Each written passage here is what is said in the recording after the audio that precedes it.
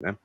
Ué, vocês falaram bastante coisa aqui, inclusive alguns assuntos que é bem triste mesmo, assim. Eu já falei sobre eles aqui em outros programas, mas eu acho que não tem nenhum problema em repetir, né? Que é a questão do cinema brasileiro e como o cinema brasileiro ele é assim, dominado desde sempre pelo cinema norte-americano, né? Bruno trouxe muito bem a questão do neoliberalismo e eu até acrescento um pouco que o governo aproveitou, né, na época, o viralatismo brasileiro para trazer, para aplicar esse neoliberalismo e acabar com a Embrafilme, não é isso?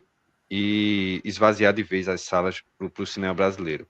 Então, eu acho que está tudo muito atrelado, né? E esse viralatismo, ao contrário do que muita gente acha, ele não vem de baixo para cima, ele não vem da sociedade para o governo, vamos dizer assim, mas para a classe dominante, né? É o contrário, a classe dominante impõe esse viralatismo dentro da população que simplesmente convive com esse problema há muitos anos. A gente tem o exemplo da política da boa vizinhança, que se desenhou desde os anos 40, na época da Segunda Guerra Mundial, e até hoje a gente bebe dos efeitos dessa política que simplesmente lotou os cinemas brasileiros com filme estrangeiro, sobretudo filme norte-americano, né? A gente vai olhar hoje para o cinema e parece assim que o cinema nacional é o cinema norte-americano.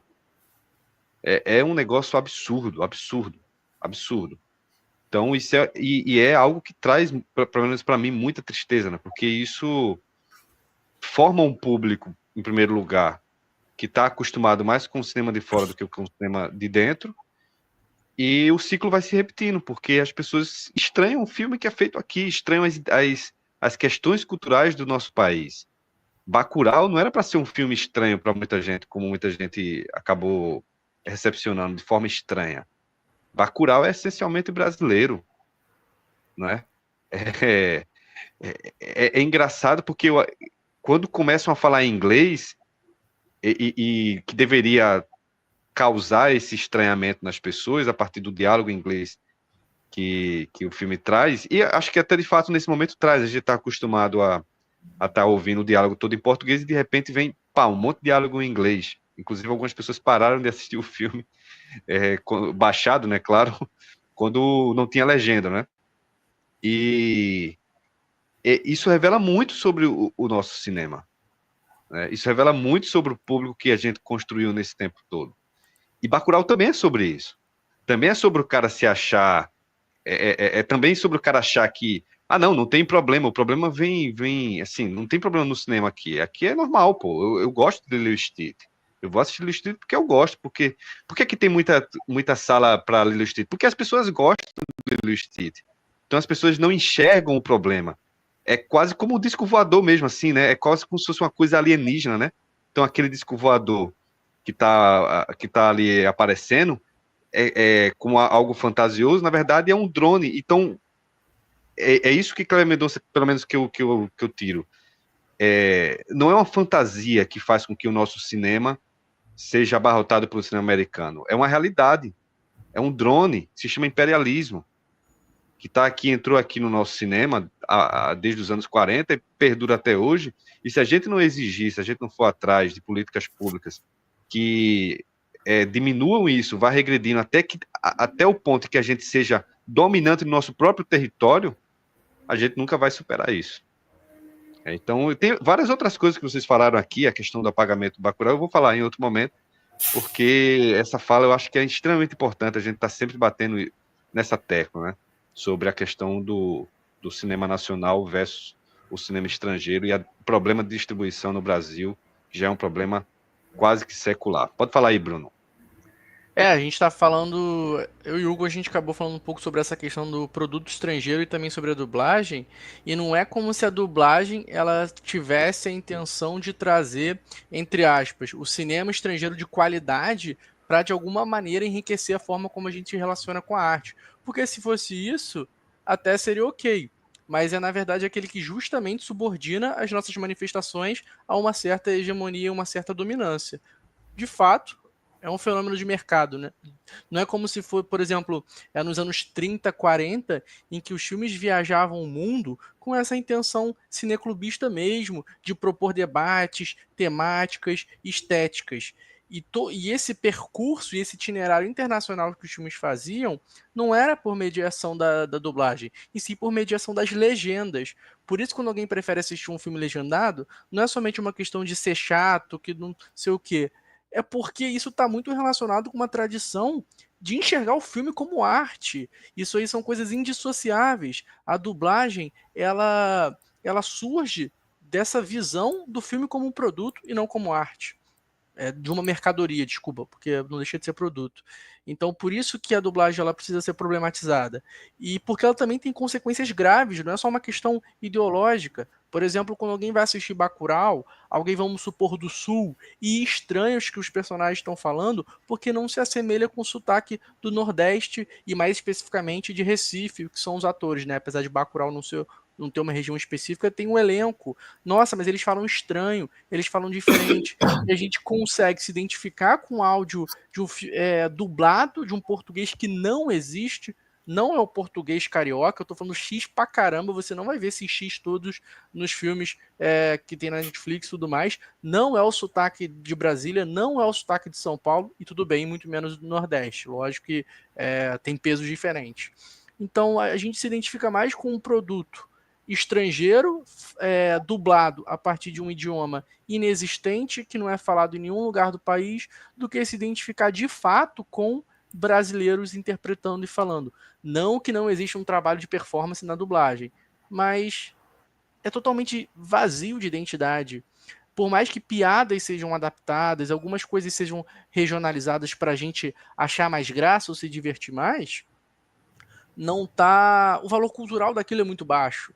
Porque um meme não tem valor, não tem tanto valor cultural. Pode ter uma identificação rápida, vazia, mas às vezes a gente se enriquece muito mais, por exemplo, assistindo um filme, vamos supor, mexicano, no seu idioma natural, compreender a cultura daquele local e enxergar as similaridades da nossa cultura com aquela. Então a gente enriquece sobre a nossa própria cultura a partir do consumo do estrangeiro, mas mediado por uma relação, como eu falei, de encarar aquilo como um produto artístico, que com a dublagem não tem espaço.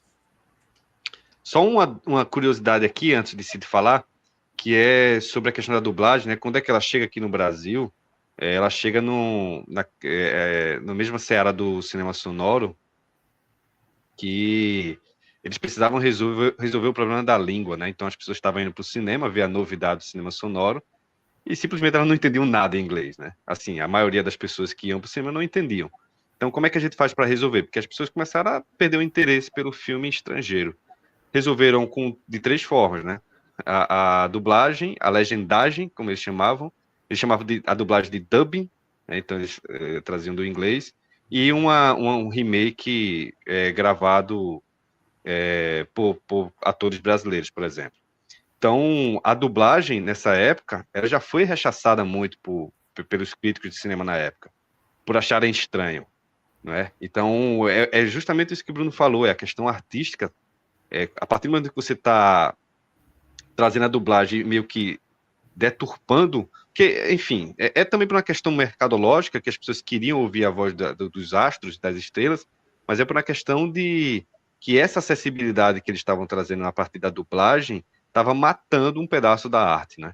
Então isso é uma discussão bem interessante também que o Bruno trouxe aqui, e que é também muito antiga, né? Não veio de hoje. Mas eu queria passar para Cid falar um pouquinho também, e depois Eupídio já pode entrar direto.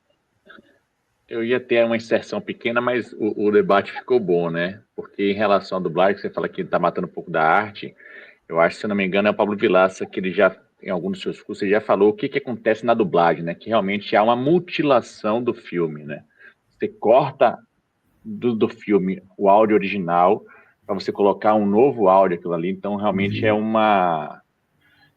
Não é algo interessante para se fazer, né? Sobretudo, não só com essa coisa abstrata da arte, como também como um material físico, né? Ou seja, exato, você está intervindo ali de forma muito artificial. Assim, a dublagem, eu sou muito a favor em a relação da dublagem com uma forma de acessibilidade. Entretanto, o que existe aqui no Brasil, eu não posso falar dos outros países, mas o que existe no Brasil, na verdade, é uma muleta, né, que acaba causando uma certa preguiça. Então, hoje eu conheço muita gente que conseguiria naturalmente ler legendas em um filme, mas que preferem o dublado pela preguiça mesmo ao assistir um filme, porque ele se acostumou tanto a isso que ele acha que esses milésimos de segundo em que ele vai olhar a legenda embaixo e ver a cena, ele está perdendo muito do filme, então ele prefere focar só realmente no que está acontecendo. Mas o que eu queria, um outro ponto que foi falado aqui, na questão que o Bruno citou, do sotaque. Eu tenho um exemplo muito, muito forte, né? Eu sou baiano e minha esposa, ela é curitibana. E ela fala realmente que existe uma resistência muito grande de parte dela para o filme, por exemplo, O Auto da Compadecida, aquele primeiro lá de 99, porque boa parte dos diálogos ela realmente não entende. Não faz parte, né, da cultura, ou seja, o fonema, a linguagem do Sul.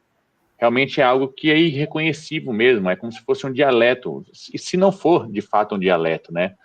Então, independente de ser do próprio Brasil, realmente a gente ainda há essas barreiras linguísticas de um filme que traz bastante desse tempero nordestino, da linguagem, de como se fala, de como se porta, né, que é muito diferente do que a gente tem aqui, por exemplo, em Curitiba, aqui no Paraná.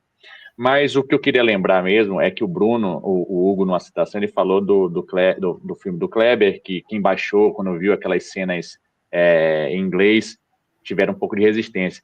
Vale lembrar que o Kleber, ele tira uma foto no camelô, segurando um DVD pirata do Bacurau, né? E isso realmente rodou as redes sociais na época, aumentou até um pouco mais a fama do filme com essa foto, né? Que ele tira e diz que aqui no Piratex, o vendedor disse que está vendendo bem também, aqui no Piratex.